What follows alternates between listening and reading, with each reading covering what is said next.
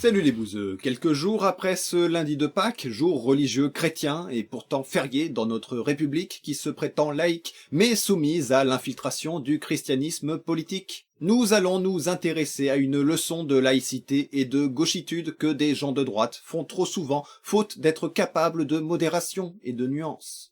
En effet, sûrement avez-vous déjà entendu de la part de personnes de droite cette accusation faite à la gauche ou une certaine gauche qui serait jugée trop conciliante avec les musulmans et qu'ainsi la gauche aurait trahi ses valeurs laïques. Parce que, bien entendu, si la droite reproche à la gauche de ne pas être assez de gauche, ça ne pue pas l'arnaque. Non, non, non, on ne reçoit pas de meilleurs conseils que des gens qui ont tout intérêt à vous faire échouer, n'est-ce pas ? Ainsi, à en croire par exemple Eugénie Bastier, la journaliste catho du Figaro, la droite incarnerait la laïcité face à une gauche identitaire qui bouffait hier du curé. Cette droite si laïque et rationnelle qu'elle s'opposait au mariage pour tous sur le prétexte que c'est Dieu qui est pas d'accord, c'est écrit dans son livre. Ou encore cette droite qui s'offusque qu'une croix chrétienne disparaisse d'un pot de yaourt. On a les combats qu'on mérite. Non, mais la droite, elle a pas de vrai combat, hein. Elle s'ennuie, alors elle s'en prend une marque de yaourt au lieu de laisser les entreprises libres d'entreprendre. Sans oublier leur combat pour défendre le patrimoine chrétien, ces églises abandonnées, alors que bon, si des églises disparaissent faute de fréquentation, c'est la sélection naturelle de la loi du marché. C'est dans l'ordre naturel des choses, hein, elles avaient qu'à s'adapter, les églises. Je vois pas pourquoi on devrait adapter une politique de l'assistanat pour les églises alors que des SDF meurent de faim. Tenez, on pourrait transformer les églises abandonnées en logements sociaux. Et hop, 2 en 1, que celui qui n'a jamais péché fasse d'une pierre deux coups, comme disait Jésus. Qu'est-ce que je disais déjà Ah oui, donc ces gens qui s'en réfèrent au sacré de leurs valeurs, à une identité chrétienne en péril, quel dommage, ces gens seraient donc bien placés pour donner des leçons de laïcité. Ce que je viens de faire, c'est exactement ce qu'ils cherchent à faire eux-mêmes, c'est-à-dire un ad hominem, une critique visant à confondre son adversaire en lui opposant ses propres paroles ou ses actes qui ne seraient pas cohérents entre eux. Comme j'avais pu le dire dans LBM 67, en soi, c'est pas un sophisme, contrairement à l'idée répandue, c'est juste que ce n'est pas un argument qui permet de déceler le vrai du faux, ou qui a tort, qui a raison. C'est un argument qui a pour but de démontrer une incohérence, voire un double discours ou un double standard. L'ad hominem repose sur la comparaison, l'analogie entre deux propos ou deux situations, ou un propos et une situation, et pour que ça marche, il faut que les deux soient similaires. Ainsi donc, est-ce que la gauche est incohérente? Est-ce que la gauche s'est perdue, a trahi ses engagements comme un vulgaire social-démocrate? Eh ben non, c'est là qu'on voit que la droite, c'est la superficialité des arguments, c'est la négation du fond, parce que la réponse à cette critique est contenue dans la critique. En effet, pour reprocher le comportement de la gauche d'aujourd'hui à celle d'hier, il parle bien de la gauche bouffeuse de curés. De curés, pas de chrétiens, hein.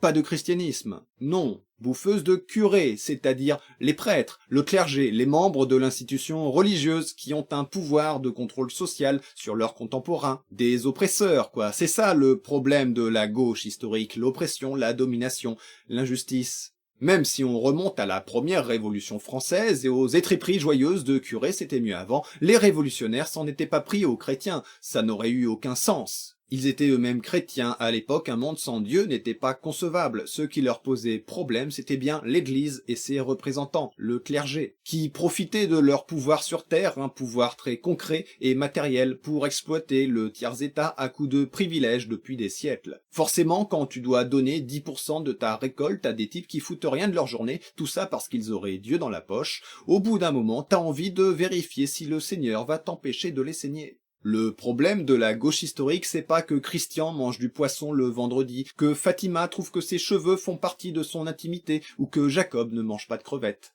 Non, le problème de la gauche historique, c'est pas Christian, Fatima ou Jacob qui vivent leur petite vie de croyants comme ça les arrange, pour supporter l'idée de mourir un jour, le tout sans emmerder les autres, et parfois en étant une meilleure personne. Non, le problème de la gauche historique, c'est plutôt leur curé, imam ou rabbin qui exploitent le besoin des gens d'avoir des réponses et du sens dans leur vie absurde.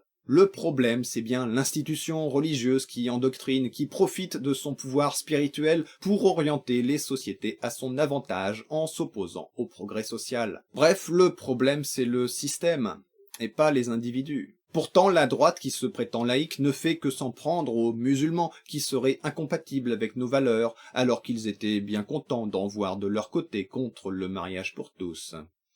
Mais plus que les musulmans, ce sont les musulmanes qui sont particulièrement visés jusque dans nos institutions démocratiques, au prétexte de les libérer d'un voile, ce terrible bout de tissu qui est certes un stéréotype de genre, certes un outil de domination sexiste, tout comme le maquillage, les talons, la jupe, le décolleté ou l'épilation et bien d'autres choses. On peut considérer qu'être une mère au foyer, c'est un stéréotype sexiste, sans pour autant vouloir en foutre plein la gueule aux mères au foyer et les obliger à travailler à temps plein en confiant leurs enfants à Fatima, justement. En l'absence de réflexion sérieuse sur le sexisme, la liberté et l'émancipation, la droite en réalité ne fait que vouloir imposer ses stéréotypes de genre pour remplacer ceux des autres, parce que ceux des autres ils sont moins bien que les nôtres, un peu comme les enfants et les P, on ne supporte que les siens. Bref, remplacer un patriarcat par un autre à l'image de cette affiche de propagande de la colonisation en Algérie qui incitait les musulmanes à retirer leur voile pour montrer comment qu'elles sont jolies. Dévoile-toi, mais maquille-toi et souris et sois mince et rase-toi si tu veux être libre, morue. Remarquez, ils sont cohérents avec leurs conneries habituelles, Pour lutter contre le chômage dont sont victimes les chômeurs, ils s'en prennent aux chômeurs. Non mais c'est intelligent, Vous en avez beaucoup encore des plans comme ça, la droite ? Pour lutter contre le réchauffement climatique, vous comptez faire quoi? Chasser les ours polaires? Mais revenons à nos brebis. Ainsi non, la gauche qui refuse de stigmatiser une minorité religieuse, qui ne s'abaisse pas à la stratégie expiatoire biblique du bouc émissaire pour persécuter des femmes au prétexte de les libérer contre elles-mêmes comme un vulgaire stalinien. Cette gauche que la droite prétend identitaire n'a pas trahi ses valeurs si on parle bien d'anticléricalisme. La droite, par contre, elle a bien trahi la laïcité, cette laïcité française qui impose à l'État de rester neutre et impartial à l'égard des religions, mais aussi de défendre le droit de chacun et chacune à exercer librement sa religion. Pourtant, en prétendant universel des valeurs en réalité chrétiennes ou juste occidentales, en vantant son identité nationale faussement républicaine mais réellement catholique et bonapartiste, la droite bafoue la laïcité ainsi que la liberté, l'égalité, la solidarité que chaque Française et Français doit défendre contre l'oppresseur et non pas contre l'oppressé. D'autant plus que cela nous divise et nous éloigne du vrai problème qui, pendant ce temps, reste toujours dans l'ombre. Je veux bien sûr parler de ces petits enculés de bouddhistes.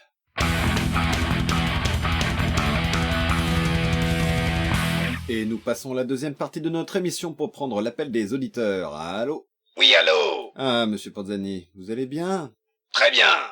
Tant mieux, mais vous étiez malade du Covid-19, non? Ah bah, c'est pas un virus de Shintok qui va m'avoir. Oui, en effet, vous allez bien. Vous avez sûrement d'autres sorties racistes à nous faire profiter. En effet, la gauche est pas cohérente, elle défend les musulmans qui sont homophobes et sexistes. Et c'est mal d'être homophobe et sexiste, monsieur Panzani?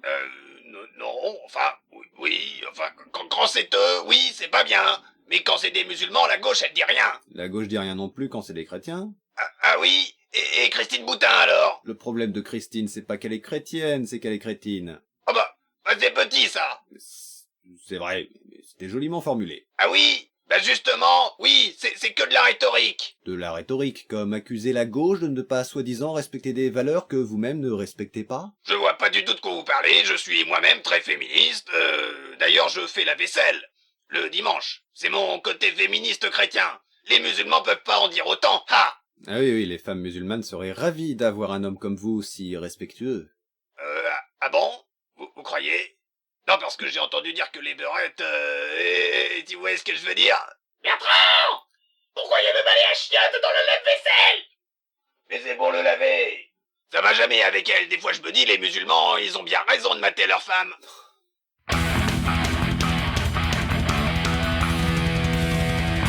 Notre émission est désormais terminée, j'espère qu'elle vous a plu. Si c'est le cas, n'hésitez pas à le préciser dans les commentaires. Vous pouvez me suivre sur les réseaux sociaux et me soutenir sur Tipeee. Les liens sont dans la description. On se retrouve la semaine prochaine pour une prochaine émission du Bouzeux Magazine.